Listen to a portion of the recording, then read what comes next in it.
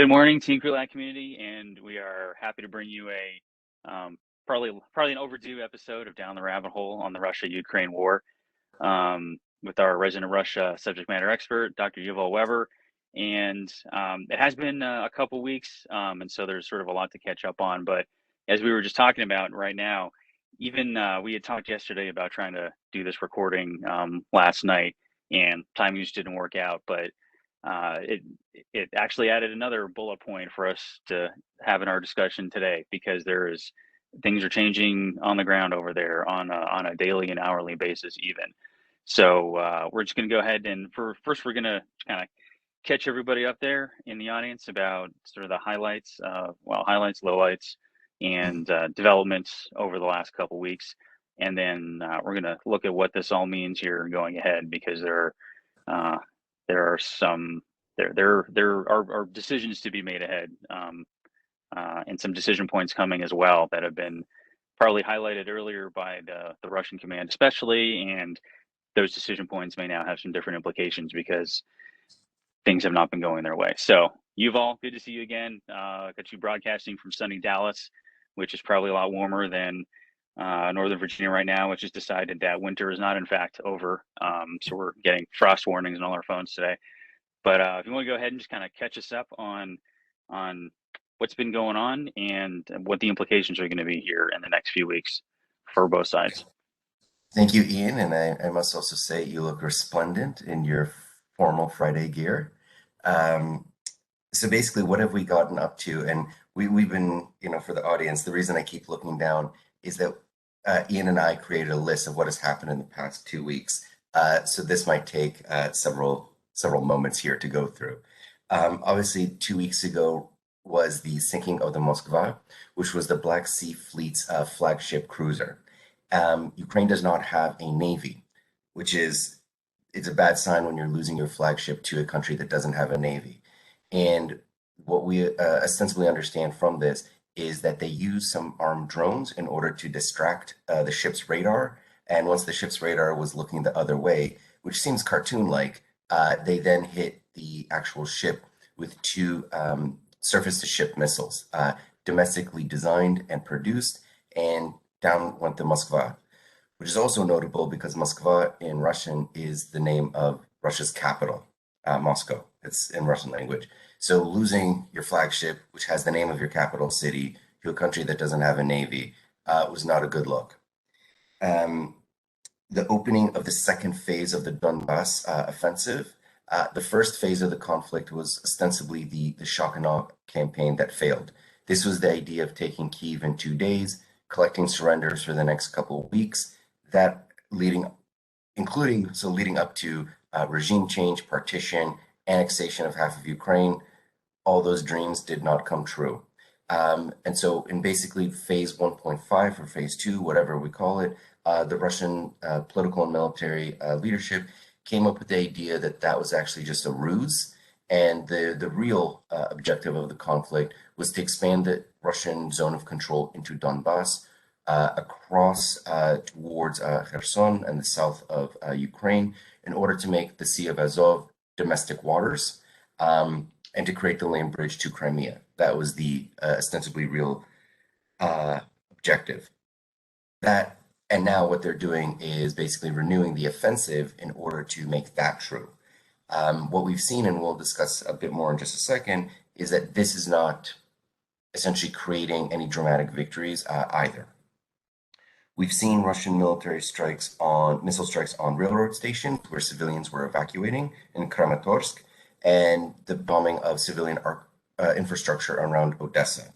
Odessa being the third largest city of Ukraine, and obviously the pearl on the Black Sea. If Russia were to get Odessa, even though Odessa is very big and very well defended at this point, this would allow Russia to cut Ukraine off from the Black Sea and ostensibly provide a land bridge to Transnistria, which has also experienced a series of terrorist bombings over the last couple days. Now, we can also get into that, but this looks like a fairly transparent attempt in order to create a second front to, one, distract Ukrainian forces, but two, also create the specter of the widening of the war in order to bring in NATO. because if Russia's going to lose this war, at least they'd like to lose to NATO and not Ukraine. That could provide 20 years of grievance leading up to the next war rather than the fall of Putin directly. We've also had a series of interesting explosions around Russian oil refineries, chemical manufacturers, and other military supporting buildings, not just in Belgorod, which is near the Ukrainian border, but across Russia and including in Tver, which is near Moscow, which is hundreds of miles away. So this indicates that Ukrainian, it could be just bad maintenance and infrastructure, and that explosions across Russia would just not ordinarily be covered by the news, except for this context. That's totally plausible, or other nefarious explanations. We've also had, roughly speaking at this point, 6 to 8, there's a couple seemingly every day, of mid-level money managers across Russian banks who've been killed along with their families in Russia and other European destinations. This suggests that as the sanctions are starting to bite and the flow of money is getting tighter and tighter, people who ostensibly were nodes along the corruption, let's say pipeline, as it were, are getting cut out of the game. It's also pretty grim if people's like families are getting murdered at the same time that corrupt people are getting murdered. Because if foul play starts to get introduced, not clear where this is going. We also have, we'll explain in further detail, ramping up of weapons deliveries from countries all over Europe and the United States. The German parliament has formally approved the delivery in principle of all German heavy weapons to Ukraine. And so we're starting to see not just from countries which have been on Ukraine's side all the way through, such as Poland, Slovakia, etc., giving things all the way up to fixed-winged aircraft, so like fighter jets, helicopters, things of that nature. But now the Germans are starting to give their tanks, their infantry fighting vehicles. And obviously one of the things that we'll get to, and again, once I get to the end of this list, is President Biden's announcement yesterday that he is requesting a $33 billion aid package to Ukraine, of which $16 billion of that would be military aid. This would take Ukraine, if this is approved by Congress, this would take Ukraine's military expenditures, in a sense, above Israel, Canada, Australia. So it would be perhaps one of the most powerful militaries in Europe for a while. We've also seen multiple European and US visitors to Kyiv and other Ukrainian cities. The Secretary General of the UN went to Kyiv yesterday, and for his efforts, a building nearby to him was bombed by the Russians. Secretary Blinken, Secretary of State Antony Blinken, Secretary of Defense Lloyd Austin were also in Kyiv recently. Sweden and Finland are making a joint application to NATO in ostensibly the next couple days or weeks. So that's, again, great strategic result for the Russians. Recent gas shutoffs to Poland and Bulgaria. And this is in line with what is anticipated to be, as announced by the German foreign minister, that Germany will be off Russian gas ahead of schedule within the next couple of days or weeks.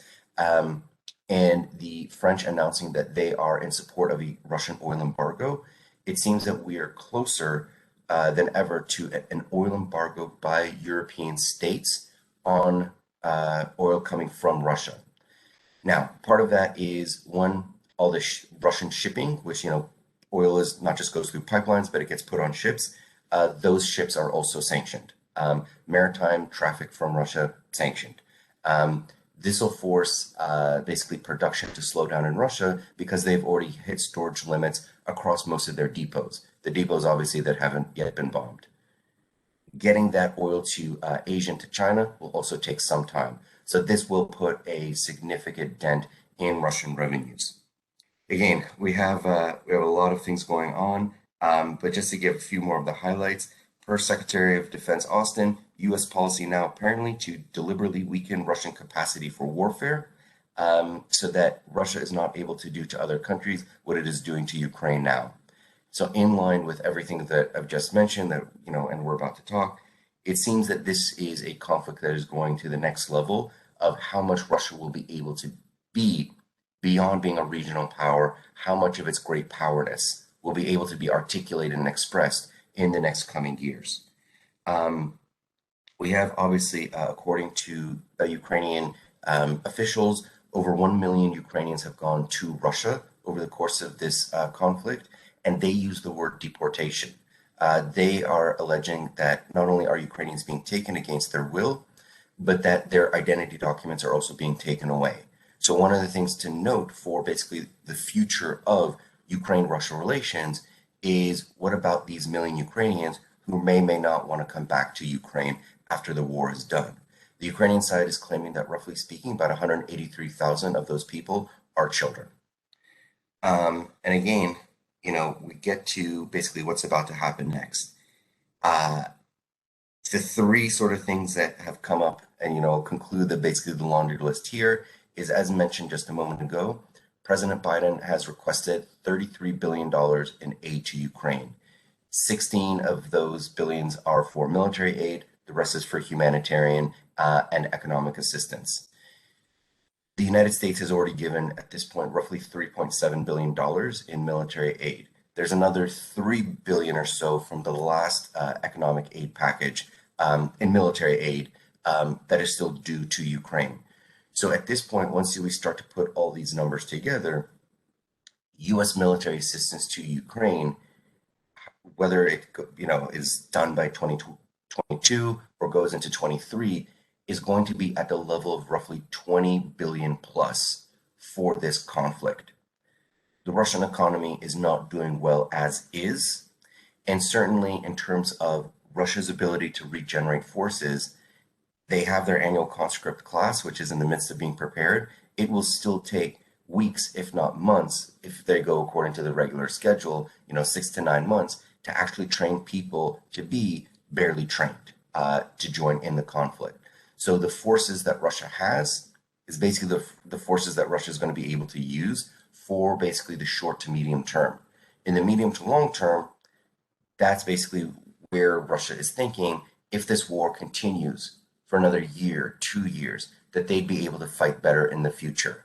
And so we can imagine that part of what this aid package is meant to do is to help end this war before Russia is able to regenerate forces in a serious fashion. And then finally, well, I guess, two things to look for in the future. One is the May 9th holiday in Russia is coming up. May 9th is one of the biggest days in the Russian calendar because it commemorates victory over not German forces in World War II. I would say it wasn't too hidden that probably by May 9th, Vladimir Putin wanted to declare total victory over the Nazis in Ukraine and have that just be the moment where he could say, we did a big thing. Here's my present to the Russian people and to world peace. There's not going to be any sort of meaningful victory that's available on May 9th.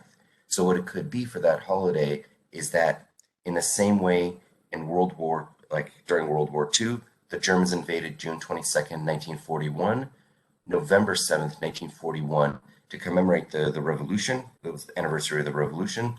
The Red Army had troops, march in the usual parade across Red Square and head straight to the front. So it's not outside the realm of possibility that on May 9th, President Putin will declare that the special military operation has finished. It was victorious, but the devious, dastardly NATO forces have basically helped the Ukrainian adversary to such an extent that war against NATO and war against Nazi forces in Ukraine must be declared. And that's going to be the troops march in Red Square. They go to the front. General mobilization is declared. Wartime footing for the economy is declared. And to support that war effort, we have indications that Vasily Gerasimov, basically the Russian version of the chairman of the Joint Chiefs of Staff, is taking up personal command in Ukraine near the town of Izum, which is one of the towns that the Russians have been able to take. And I would like to ask you, Ian, Major Brown of the United States Marine Corps, when you hear, let me just ask you, there's a war going on with the United States. Doesn't seem to be going well. And Mark Milley, basically the equivalent of Vasily Gerasimov, is going to the war zone to take personal command. Speak from the heart what this means to you. To me, there is absolutely no good implication of that. It would be I don't think I'm exaggerating here. It would be without historical precedent, certainly at least in American military history, and could argue that this almost goes back to much older days when you would have, sort of sovereigns almost marching at the head of their armies as personal inspiration because nobody beneath them uh, could motivate basically, or there was simply no trust in the lower commanders. So when as we were talking about this before, I do want to make sure I caveat that I'm not a SME at all on the Russian sort of chain of command and their organizational structure, but even with those differences, like this is unprecedented. And I'm like either uh, there are so many dead generals that we are really like getting to the point where we're taking the it'd be speaking from the heart here, right? Nobody's left on the bench. We're putting Bill Belichick in as quarterback, right? Because that's who we've got left on after a game of really horrible injuries. This is what's going on. And actually, Gerasimov and Belichick might be about the same age. I don't know, but no, it's either the chain of command has been so shattered by successful Ukrainian attacks against all the other senior commanders, or there's absolutely zero trust in the ability of anybody lower than the chief of staff of the Russian army to carry out an order. And however we cut it, unprecedented and speaks to some pretty what must be very, very bad conditions in the chain of command. Also, if I were Gerasimov, I would I'd be wearing some extra body armor because he's going to be probably target number one now for whatever the Ukrainian operation is going after Russian generals. He's just got a big fat target on him. So, like that, we went from the days of warrior kings, strongest warrior equals the king. But one of the points that I would like to maybe get you to pull on further, and I like the idea that Bill Belichick is now going to be the quarterback, because we we need the best person available for the job, is when you talked about the chain of command and control. So it's ostensibly there are political decisions that are made based on military, professional military advice. Political decision gets made, and this is sort of generic for any country. Yeah, There are political objectives. The professional military provides a series of option, courses of action, things of that nature. Political decision gets made. And then from the top of the military apparatus down the chain of command, it goes down into increasingly, as it gets lower and lower, it goes from strategic to operational to tactical, so that by the time the soldier in the field gets the instruction, they're supposed to do something that is achievable by the unit, the platoon, the BTG, whatever it is. So we understand that part. So when one of the issues that sort of that has been a theme throughout this conflict is obviously the state of Mariupol, the city that has undergone basically the Aleppo or the Grozny treatment. And at this point, the last stronghold of the Ukrainians is this Azov steel compound, which is one of these gigantic Soviet era things, huge place. The Ukrainians are still resisting from there.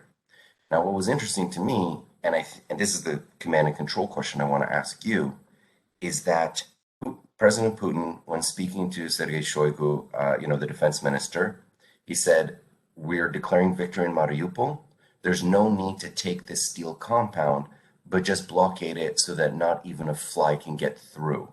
When you're hearing tactical level instructions from the president who has to go on TV to provide this, what does that say to you about the state of command and control in the Russian military right now? so it says to me that it's horrible and it's broken, and I think we've hit this a little bit in some past episodes, and it's certainly been an item of discussion across articles and analysis that we've seen on all the channels. But in in our military system, in our style, like the the taking or not of a few square miles of ground is not a decision that the president's going to weigh in on. Or say, the American president or the British prime minister or what have you. There may be some very specific exceptions here. If it's a incredibly high value few square miles. But otherwise, those just like those decisions would just that's not what your national command authority gets into. Two, even if they did, you don't do it on TV. And so between with that as well as the sending Gerasimov to the front, to encourage the others, right? I think it really speaks to the dichotomy between the level of trust given to subordinates in sort of the authoritarian autocratic military system versus how we train and organize in other systems under democratic norms. And Putin simply doesn't trust anybody below the person he can stare at in the eyeballs, basically, to go and execute any kind of decision, major or minor. And so I think this is probably going to put some extreme limits on, just how effectively still this offensive in the eastern part of the country is going to go. Because if you only got one person you can trust carry out those orders, even if he's an extremely competent person, which looking the last few weeks, it's hard to say there's really a lot of competence, up, down, or sideways in the Russian military decision-making framework. But now he's not going to be able to be everywhere, right? And so you're not going to be able to one, sort of create those holes of advantage for yourself, or two, exploit them as they occur, because you don't have the trust or the decision-making tempo outside of one person to be able to do that. So really, like that. Those kind of two things right there, it's just a microcosm of a much deeper problem in that they can't execute any decisions below one or two people.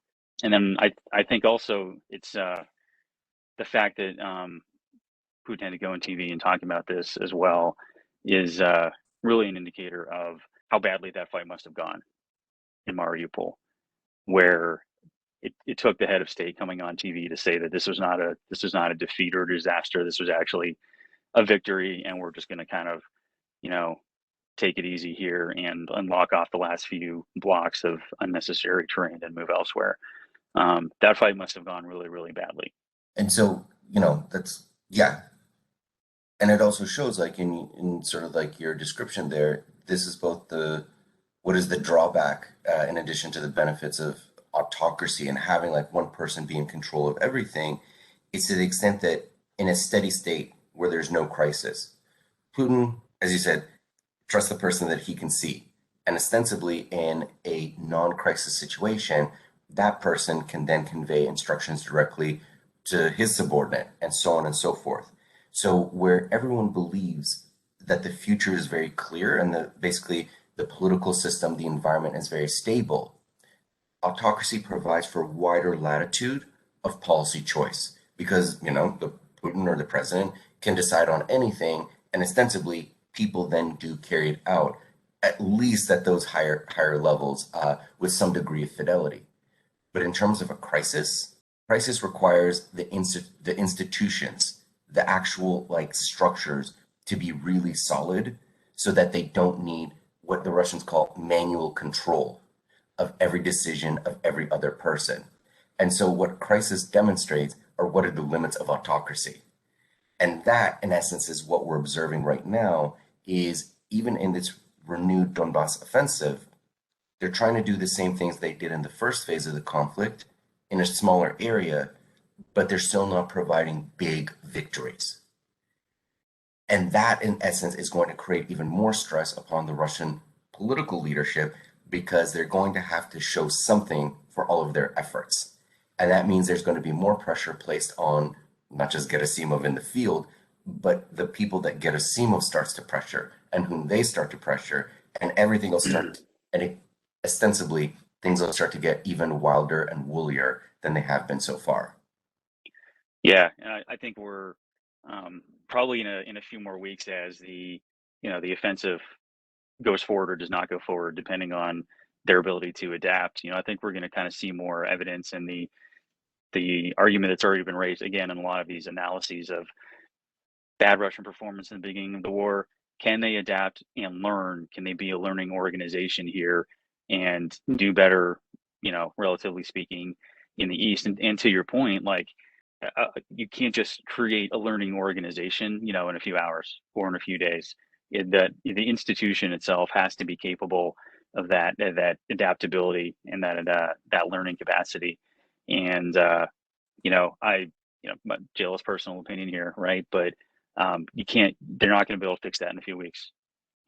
Doesn't matter how well they've been documenting all the things they did wrong in the get-go. If there's no institutional capacity for correction, doesn't matter how well you write down those lessons, because the institution itself is structured, as you said. It's not meant to learn. It's not meant to decide. It's not meant to adapt. It's just meant to do what one person says they should do, and you can't fix that overnight. And learning at its core, both like for an individual as well as for an organization, is having the capacity and the political capacity, I should say, to admit that mistakes were made. And if the conflict is directed by a single individual, anyone at a lower level who says, yes, we made this mistake, here's basically what we wanted, here's what happened, here's the lesson, here's what we should do differently. That person has just admitted that he's the person who's at fault. And who wants to take responsibility for this now?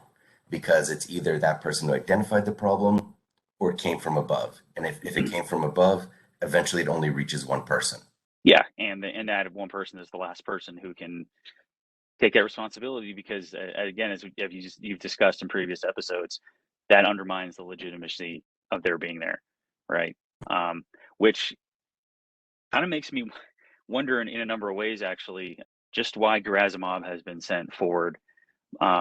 Because if your entire military from, the letters A to Z and everything in between has been a disaster, who's going to fall on that sword?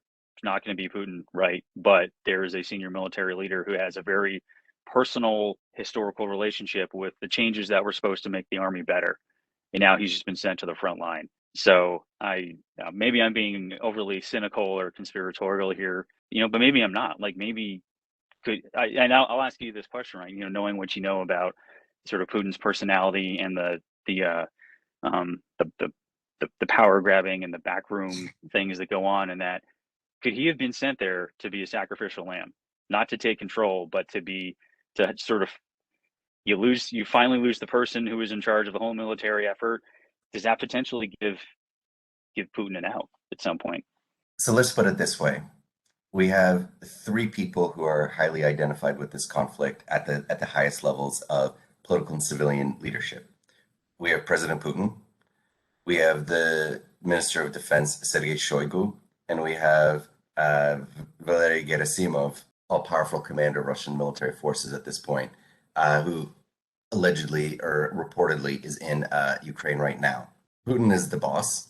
Shoigu has been a minister since April 1991. This man has survived every single twist and turn in Russian politics for 30 plus years at this point. I don't know if there's a better political survivor in the modern world, all countries included. And my best guess is that Shoigu told Putin, I'm doing my best, but really the armed forces need to take responsibility for their actions in the field. And Gerasimov, I trust him. He's the guy that I want to place in the field right now. And of those people, I think that's the short straw that was drawn by the president and the guy who's been in power since Yeltsin was relatively young and fresh-faced. Yeah. And again, maybe I'm being overly cynical here, but however you cut it, as we were talking about here just before, definitely without precedent. And as we look at sort of future branching possible paths that this takes, I'm really kind of wondering what happens if you lose the head of your entire military. What decision making path does that lead Putin to? But I guess kind of in that vein, if looking now at some of those other paths, all the whole list of things that we just went through that have happened, as well as that May 9th date, which it sort of strikes me as a decision point, but not the one that Putin really wanted, given the performance of his military. What are some of the possible paths now that we could see really in the next few weeks with that date kind of in mind. And something else I forget if I put it on the list or not, but there's been a lot more rhetoric coming out of both Putin and some official state media channels that are disturbingly apocalyptic. Putin recently talked, I think, about like a lightning response to anything that NATO might do to him. As well, I've been watching some more of these on Twitter. These folks who do like subtitles on the Russian state TV, and they translate what the people are saying, and it's nuts. Like in a really disturbing way, kind of nuts. Kind of like the Joker nuts. One of the more recent ones I saw was either yesterday or the day before, where I think it was a lady who's the head of Russian RT, maybe, Yeah. talking about how like we're going to go into World War III and it might be a nuclear war, and if we lose, at least we go to heaven, right? Like that's a disturbing fatalism right there, looking down the future. So kind of with all this, as well as the renewed support that Ukraine has just gotten from the West, both military, non-military, as well as the tightening screws, with back to Germany looking to detach itself from Russian gas. That is just one of many big deals that have, unprecedented things that have sort of shifted the ground the last few weeks. Where what path do you see now? And I'll also, final thing, then I'll let you talk, is, as you just said, a couple minutes ago, Putin's already talking using the words like war against NATO. Does May 9th potentially become a line he crosses where he stops trying to hit Ukrainian, rail stations and logistical supply lines that are transporting the stuff, and he starts going outside the country because that's where the stuff is coming in? Yeah. So, and again, for the viewers out there, the Russian like political talk shows are not for the faint of heart. These are people like screaming at each other that if war, that NATO is bringing the war to Russia, so therefore NATO has to be dealt with in, the most severe possible way. So for the the viewers who are still with us, for those who remember the McLaughlin show, if you imagine something that's even more insane than like Newsmax, but has the effect of people just screaming at each other to please the host, it's that level of toxic interaction. And in this, we can sort of observe that this is the indirect acknowledgement on Russian TV that the war is going poorly. Because at the beginning of the conflict, it was a special military operation against Ukraine, and it was supposed to be limited, it was supposed to be fast. It has not been fast, and the limits are basically getting looser and looser. And in essence, to describe nuclear conflict or nuclear exchange is, for the Russian side, basically the last weapon that they have. And it's the acknowledgement that they're not able to achieve their political objectives through conventional means alone. We have, in terms of deterrence, evidence that it's working on both sides when considering Russia versus NATO, because Russia is not attacking targets that are outside the country of Ukraine, and NATO hasn't intervened, like directly in terms of putting actual like boots on the ground. So therefore, it's working. And so for the Russians to then basically start to use nuclear weapons, unless there's some, for whatever reason, massive Ukrainian soldiers that a nuclear weapon would be effective in taking out huge amounts of like soldiers at one time, this is not meant, it would not have much of a military advantage to use nuclear weapons. It would basically just be indicating we are going to escalate this to a level of international importance. Like we're going to take this to be a something that could change the fate of the human race. What would happen then? Whatever support Russia has in terms of facing down the West, particularly from like India and China, not clear that they would be able to maintain Indian and Chinese support if they went nuclear.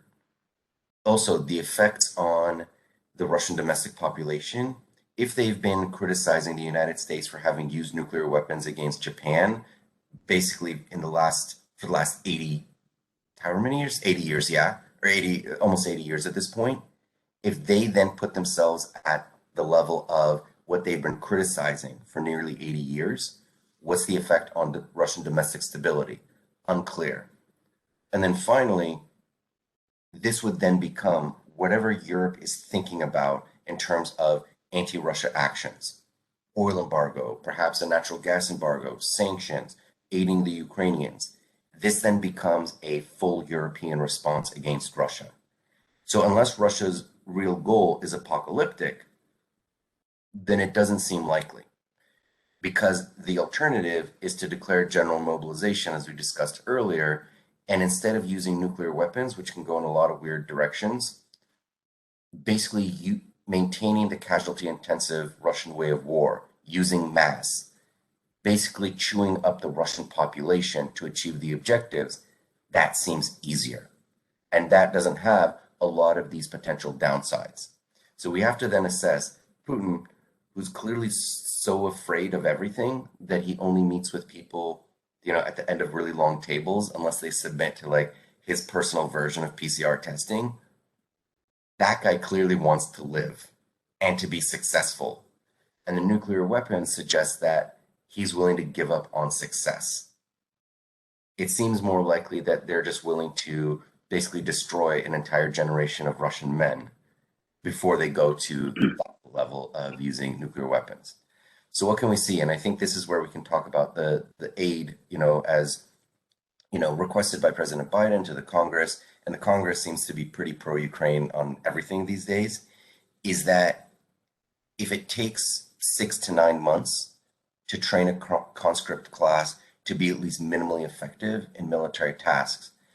The conscript class was called up a couple of weeks ago, so they're not going to be ready until the end of the year, basically at the earliest, maybe by fall. The Russians are losing quite a lot of people every single week as is, and it appears that Ukraine's strategy is to attrit, or to basically just chew up Russian forces by trading space for time to allow the aid that is coming to Ukraine not only to be delivered, but for Ukrainian forces to be trained on them, for that to then be introduced.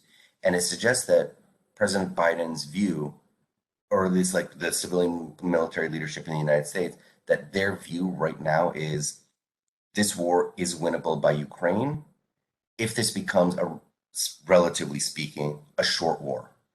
If this is something that is decided in this calendar year, there's more stuff that can get to Ukraine relative to what Russia can get from its supply networks to its soldiers in Ukraine right now. And that would help Ukraine essentially expel the invaders from their territory in a way that would not only get it back to what was pre-invasion of February 24th, but perhaps even take back the rest of Donetsk and Lugansk territories. And actually, so I guess I'll throw one final thing your way. Looking to the question of like actual mobilization and potentially tying that to May 9th, Victory Day. I've been seeing some discussion about that as a possibility, that that parade might, kind of as you described it, like they're just going to keep marching, but the event would also turn into potentially basically mobilization at full war footing, which is something that Putin has not done yet. And I think, if you mentioned, he has not done that because that has some very strong domestic implications for him.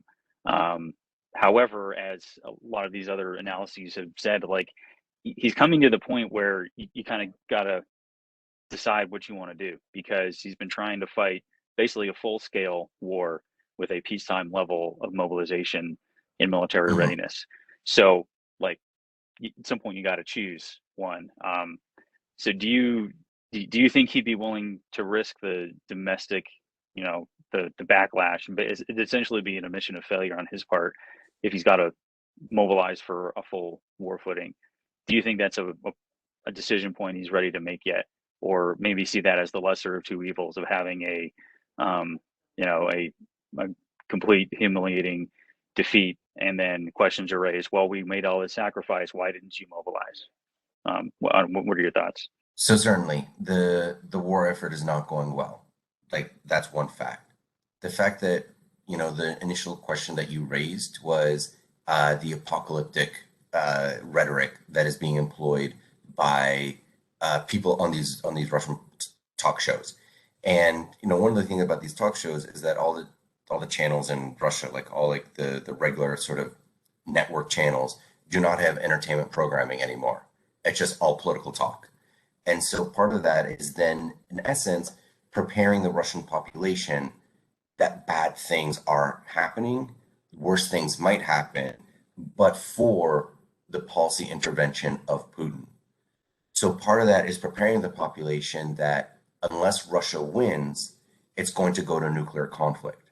Nuclear conflict is bad for everyone.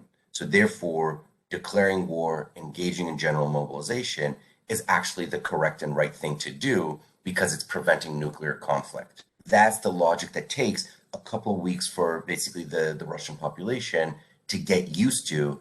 And so by the time that it happens, ostensibly in little under 2 weeks, people will be ready for it. And that's in essence just the continuation of just, the instead of boiling, the frog boiling in the water like very quickly, instead of putting the frog in the boiling water, the temperature is being raised little by little. Another 10 days of people being told nuclear conflict is imminent unless Russian forces are able to be resupplied in a much more dramatic fashion against these dastardly Ukrainian adversaries. Well, then declaration of war doesn't seem like such a bad, or more importantly, such a drastic idea. It seems like the good, humane, safe thing to do. And that, in essence, is why I'm starting to believe that there's going to be something dramatic happening on May 9th.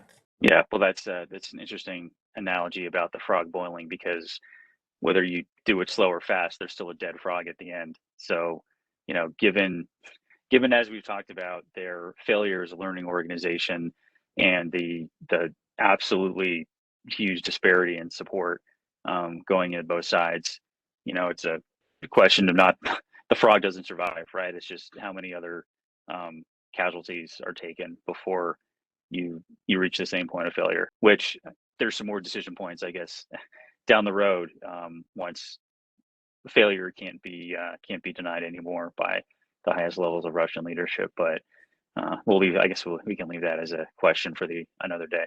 Well, we're was really busy for a couple of weeks, but even with everything going on, we're going to be returning to this issue a number of times before May 9th and after May 9th because the violence will get worse, and we're seeing some pretty big decisions about the European and international security architecture for the next generation and beyond being decided on the fields of Ukraine right now.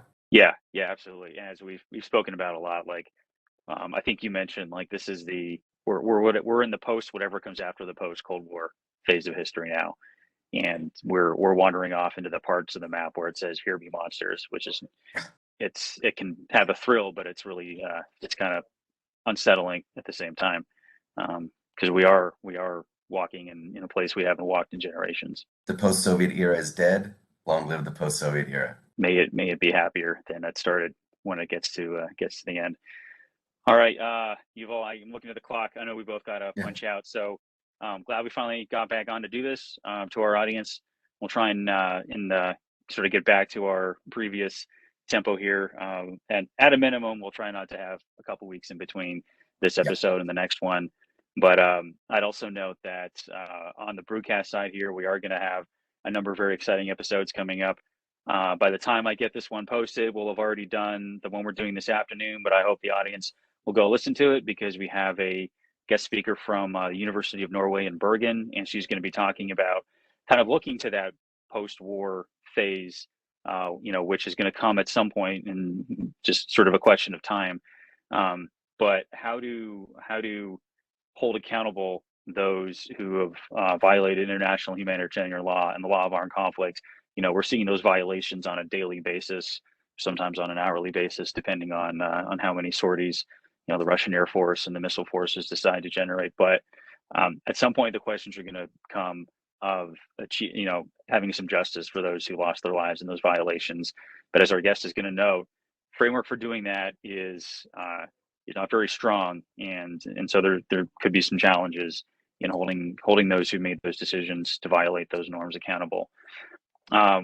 Following week, we're also going to have very excited to have a couple of Marine officers come and talk to us about the information space, which, as we've seen in this conflict, has been a dominant domain. And so our guests, we're going to have the commanding officers of both 2nd and 3rd MiG talk about what the Marine Corps is doing in the information domain and how their respective MEF information groups have been approaching information in their respective AOs, because there are some differences. Also note, on Thursday, we're going to have the next Middle East Studies lecture, and that's actually going to be talking about foreign fighters in Ukraine. So that should be, we've seen a lot of stuff on the media about whether they're Syrians or Chechens, or even on the on the Ukrainian side, their international legion of volunteers from Western countries, taking a look at what that experience is like for both of those and sort of how they're employed. And then finally on Friday, we'll be joined by Dr. Marcus Goransson of Swedish Defense University, and he's going to be looking at Russian military thinking, um, which has definitely been a question about what is going on in the Russian military mind over the last 2 months. So that's his field of expertise, and he's going to kind of walk us through it. I think he's going to have a special focus on Gerasimov as well. So we'll see if Gerasimov is still on the field by the time that broadcast happens. But all right, anyway, Yuval, again, thank you very much, and enjoy the sunny south there, and we'll see you here again soon. All right. Happy trails. See you soon, Ian. All right, Bye bye. thanks. Bye.